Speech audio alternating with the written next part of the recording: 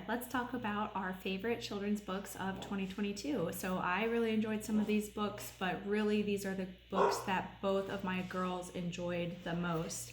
In no particular order, starting with Priscilla Gorilla by Barbara Botner and Michael Emberley. Priscilla loves gorillas, and it's starting to become a problem at school. My girls reveled in Priscilla's behavior, especially her refusal to take off her gorilla suit, and I adored the expressive line work of the illustrations.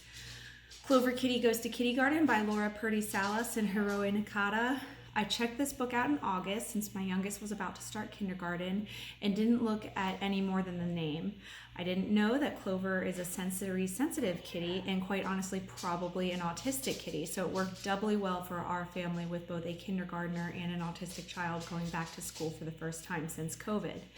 My oldest still repeats part of this book in her echolalia communication, and both of my girls play Clover Kitty as one of their games from time to time, and this was just such a great find. Every Night is Pizza Night by J. Kenzie Lopez-Alt and Gianna Ruggiero. We were gifted this book by a family member. Both of my kids are picky eaters, and this book follows the food tasting journey of another picky eater. The illustrations are chock full of things to look at and keep my kids super engaged. Since pizza is one of their favorite foods, I mean, really, whose isn't it a favorite food? They also really identify with the main character. It's super cute and encouraging without being preachy, which I really appreciate. Maybe your picky eaters might try something new too after reading it. I Will Never Not Ever Eat a Tomato by Lauren Child. So I fell in love with Lauren Child's other book, The New Small Person, which I checked out at the library to read to my oldest when I was pregnant with her sister way back in 2017. Side note, the main character in this book is autistic, which I didn't know at the time, and I also didn't know that my oldest daughter was autistic, but this was such a serendipitous find. But back to I Will Never Not Ever Eat a Tomato. This was another book that we got for picky eating. So can you sense the theme here? Picky eating continues to be a challenge in this house. And while my kids still don't eat tomatoes, this book was an enjoyable read for all of us, and I would still recommend it. That's Not My Name by Anusha Syed. This is actually a new book published in 2022. The illustrations are what really caught my eye, clean and expressive with just the right amount of detail in them. Reading the story just endeared this book to me more. I've read so many children's books trying to teach values by knocking you over the head. This one was not that way at all. The message flowed organically from the story. That's why I love it. My kids love it, specifically because there is one page in the book where the little girl screams, "That's not my name!" And for some reason, that one illustration makes them giggle over and over and over again. Leave Me Alone by Vera Broskell. This is one of my all-time favorite children's book. Everything works in it, the illustrations, the text, the flow. It is just perfect. My kids agree. They wait with bated breath for their turn to shout out, "Leave me alone," when the old lady at every turn in the story. Of all the girls' favorite stories this year, I think this one is my absolute favorite.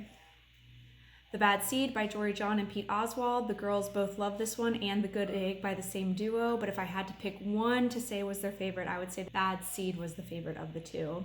There's just something about the villain that we all love, right? And as a mom, I like seeing the villain's transformation into a mostly good guy. Also, I didn't realize that these are just the first two in a whole 6-book series, and we are all looking forward to reading the rest of them. Just a Baby Bird by Mercer Mayer. I read some Mercer Mayer critter books when I was younger, and it's fun that my girls like them now too.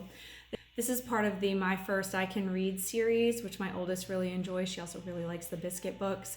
After a few rounds of reading this book to her, she read it to me, so that was really nice. A Savior is Born by Patty Rokas. This is a quirky little book. I checked out a ton of Christmas books sight unseen last year, ended up having to renew this one of all of them, this one 3 times. The girls loved it so much. The illustrations are all pictures of pebbles arranged to make scenes from the Nativity story. My girls call it Rock Jesus, and you can bet it's going to be checked out again this Christmas season.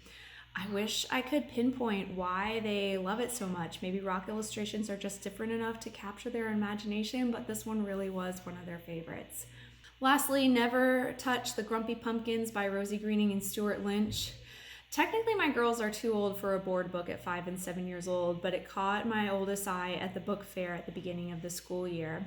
I think what she really likes about it is its tactile nature, and she played for hours with the little silicone pumpkins, going through the book over and over and over again, smushing them and petting them. And it also encouraged her to read. Same as with the baby bird book. I read it to her a few times, and the text was simple enough that she was able to catch on, and she began reading it back to me. Seeing how much she loved it, we might just have to invest in some more tactile board books in the future. I hope you found something here that might appeal to some of your kids, and be sure to check out the links below to purchase it and help Mama out through those affiliate links. Thanks so much.